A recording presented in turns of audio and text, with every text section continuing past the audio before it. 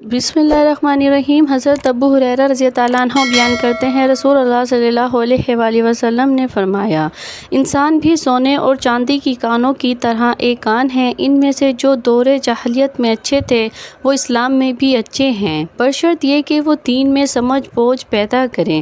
پیارے دوستوں اور بھائیوں، آپ جب بھی رزق اور روزگار کمائیں یا اپنی تنخواہ لیں یا دکان سے جو روزگار ملتا ہے وہ جب آپ کے ہاتھ میں آئے تو قرآن کریم کی صرف ایک آیت 3 مرتبہ ان پیسوں پر پڑھ لیں، وہ پیسے بابرکت ہو جائیں گے اور وہ پیسے کبھی انشاءاللہ کم نہیں ہوں گے۔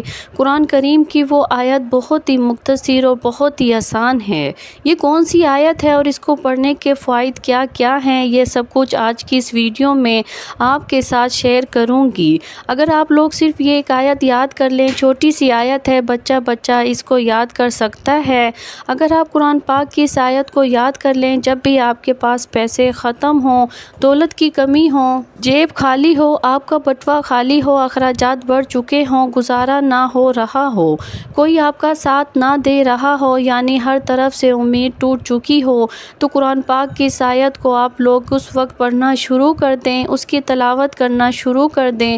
باوضو ہو کر یقین کریں، دولت کی چہل پہل ہو جائے گی، آپ کے پاس اتنی دولت آ جائے گی، کبھی پیسوں کی کمی نہ آئے گی۔ اگر آپ چاہتے ہیں کہ آپ کو اس وظیفے کا پورا فائدہ ہو تو اس ویڈیو کو آخر تک ضرور دیکھیے گا۔ دوستوں، ہم تمام وظیفے انسانیت کی فلاح کے لیے آپ تک پہنچاتی ہوں۔ محترم بھائیوں اور دوستوں اور بہنوں، اللہ پاک فرماتا ہے، تم مجھ سے مانگو، تمہارا مانگنا مجھے اچھا لگتا ہے۔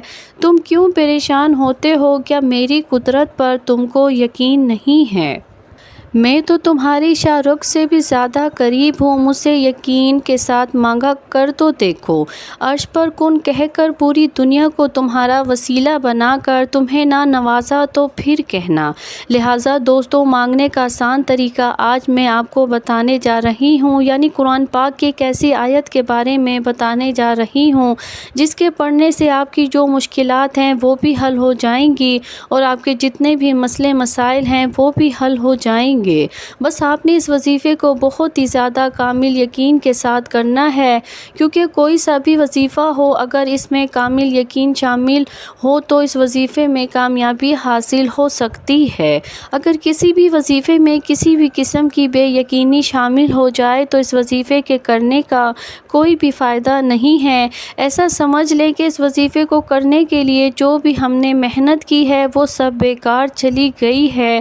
تو کیوں نہ ہم جو بھی وظیفہ کریں کامل یقین اور کامل بھروسے کے ساتھ کریں، کیونکہ اس سے ہی ہمارے کیے جانے والے وظیفوں میں برکت پیدا ہوتی ہے۔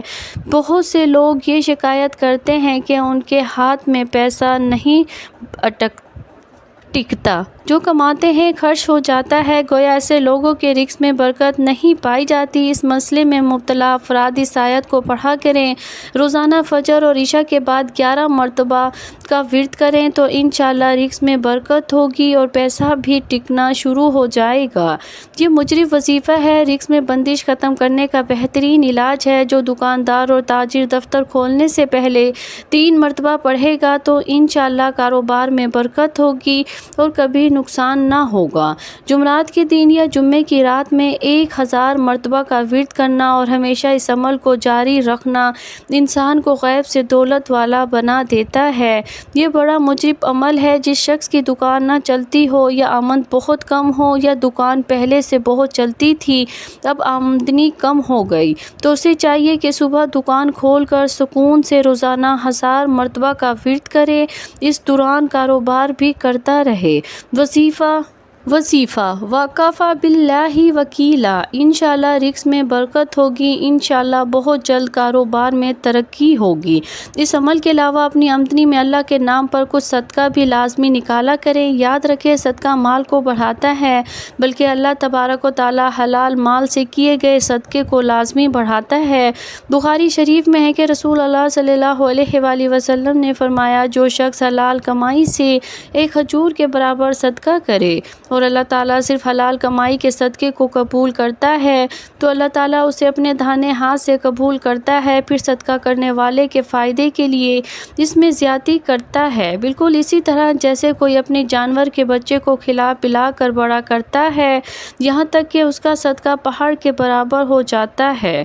بخاری شریف میں مذکور ہے کہ نبی کریم صلی اللہ علیہ وآلہ وسلم کی بعض بیویوں نے آپ صلی اللہ علیہ وآلہ وسلم سے پوچھا کہ سب سے پہلے ہم میں آخرت میں آپ صلی اللہ علیہ وآلہ وسلم سے کون جا کر ملے گا؟ تو آپ صلی اللہ علیہ وآلہ وسلم نے فرمایا جس کا ہاتھ سب سے زیادہ لمبا ہوگا۔ تو آپ تمام بیویوں نے لکڑی سے ہاتھ ناپنا شروع کر دیا تو سودا رضی اللہ عنہ سب سے لمبے ہاتھ والی نکلی۔ ہم میں بعد میں سمجھا کہ لمبے ہاتھ والی ہونے سے آپ صلی اللہ علیہ وآلہ وسلم کی مراد صدقہ زیادہ کرنے والی سے تھی، اور زینب رضی اللہ عنہ ہم سب سے پہلے نبی کریم صلی اللہ علیہ وآلہ وسلم سے جا کر ملی۔ صدقہ کرنا آپ صلی اللہ علیہ وآلہ وسلم کو بہت محبوب تھا۔ ہمیں اللہ کی خوشنودی کے لیے حصول اور دنیا اور آخرت کی کامیابی کے لیے اللہ کے راستے میں اپنے مال کو خرچ کرتے رہنا چاہیے۔ اللہ تعالی ہم سب کو اپنے راستے میں مال خرچ کرنے کی توفیق عطا فرمائے۔ امید کرتی ہوں ویڈیو آپ دوستوں کو پسند آئی ہوگی۔ ویڈیو پسند آئے تو لائک، شیئر اور سبسکرائب ضرور کر دیجیے گا۔ اللہ تعالیٰ سے دعا ہے کہ میرا سنانا اور آپ کا سننا اپنی پاک بارگاہ الہی میں قبول اور منظور فرمائے، آمین۔ ناظرین، کمنٹس باکس میں اللہ تعالیٰ کے 99 ناموں میں سے ایک نام لکھ کر ضرور شیئر کیا کریں۔ اللہ تعالیٰ ہم سب کا حامی اور ناصر ہو۔ جزاک اللہ خیر۔